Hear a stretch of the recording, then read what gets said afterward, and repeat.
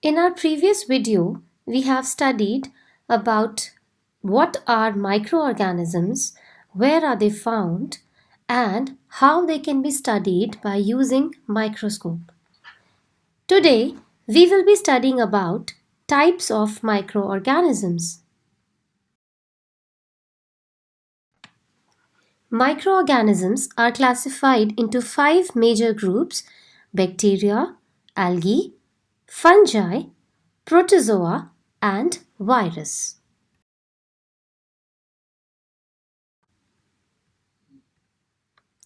Bacteria are one of the oldest living organisms on Earth. They are around 3.5 billion years old. Considering the evolution of life, they are believed to be distantly related to humans. They are responsible for a number of diseases, including cholera, tuberculosis, and plague, amongst others. But they aren't all bad. There are trillions of good bacteria living in our gut, which are essential for our body. There are approximately 10 times more bacterial cells than human cells in our body. Isn't that interesting? They indirectly help immune system in fighting against pathogens. They also help in the process of digestion. Bacterial cells are very small, much smaller than plants and animals. They are found practically everywhere on Earth and live in some of the most unusual places. They come in a number of different sizes and shapes. Bacteria, the singular is bacterium, are the most commonly found single celled or unicellular microorganisms. They are also known as unicellular prokaryotes. Bacteria are of different shapes. They may be rod-shaped bacteria known as bacilli, spherical bacteria known as cocci, comma-shaped bacteria known as vibrio, and spiral bacteria known as spirilla. A few examples of bacteria are Lactobacillus, Escherichia coli, Vibrio cholera, etc. Algae, singular alga. They are plant-like autotrophic microorganisms. They have chlorophyll and cell walls in their cells, hence are considered to be plant-like organisms. They can be unicellular or multicellular. Algae are also found in clumps known as colonies. As I told you that algae can be unicellular or multicellular, these are few examples of unicellular and multicellular algae. Now let's discuss about the habitat of algae, that means where algae is found. See, algae can be found at a number of places like moist soil, all kind of water bodies, moist rocks, stagnant water, and tree barks also. As we have already discussed that algae is found on various surfaces like ponds, rocks, tree barks, etc. Can you make out something very unusual in these pictures? Yes, algae is growing on the surface of animals as well. Can you see algae growing on turtles, crocodiles, sloth bear, frogs, etc.? So that means even on the moist skin of animals, algae can grow. Isn't that so surprising?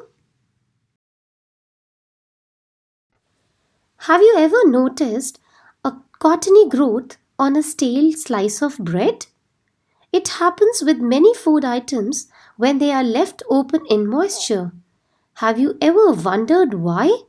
What exactly is this cottony substance? What is it made up of? Well, these cottony growth is nothing other than live cells. Yes, they are living cells.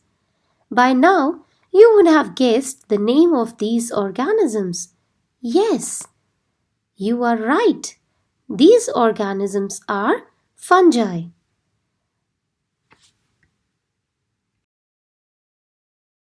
Fungi, singular, fungus. These are organisms that lack chlorophyll and follow heterotrophic mode of nutrition. Fungi can be unicellular or multicellular. They are classified into two broad categories, microscopic and macroscopic. Now, microscopic may include unicellular as well as multicellular fungi, whereas macroscopic may include only multicellular fungi.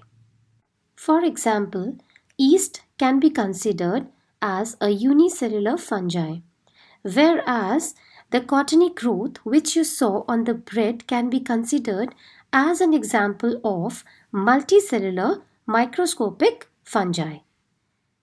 Whereas mushrooms and puffballs can be considered as macroscopic because they are big enough to be seen with the naked eyes. Multicellular structure usually comprises of a stalk-like structure and a cap on top of it. This cap may be with a bag-like structure or have an umbrella-like structure as in the case of mushroom. They contain spores which can give rise to a new fungi. Stalk is made up of filaments called hyphae. A collection of hyphae is interwoven into a mycelium. So we can call mycelium as a collection of hyphae. These stalks are actually mycelium made up of hyphae. The hyphae help in absorbing nutrition from the surrounding materials. There are many uses of fungi. One of the important use is as food. Fungi, some of the edible fungi like mushrooms are a popular delicacy. Blue cheese is marbled with fungi.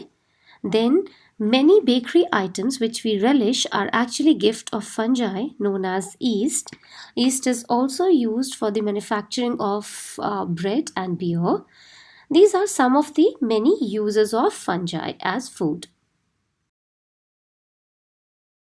Secondly, there are many symbiotic fungi. For example, lichens. Lichen is a symbiotic association between algae and fungi. Many of the fungi are also having medicinal properties. Can you recollect any fungi which is used in medicine? Yes, the first ever antibiotic was produced using a fungus known as penicillin. It was invented by Alexander Fleming and was named as penicillin. There are many other fungi which also have medicinal properties and are used in medicine industry. Do you have any idea about the invention of penicillin? No. Then let me discuss this interesting story behind the invention of penicillin. Penicillin was the first antibiotic to be invented. Before its introduction, there was no effective treatment for infections such as pneumonia. Alexander Fleming in 1928, after returning from holidays, began to sort through petri dishes containing colonies of Staphylococcus bacteria. These bacteria are responsible for causing boils, sore throats, and abscesses. He noticed something unusual on one dish. There was one area where a blob of mold was growing. This zone immediately around the mold was clear, as if the mold had secreted something that inhibited bacterial growth. This mold was later identified as a rare strain of penicillium. The research was later done at Oxford University and then eventually it led to the production of drug known as penicillin. Okay, so that's all for today. In my next video, I'll be sharing about protozoans and viruses.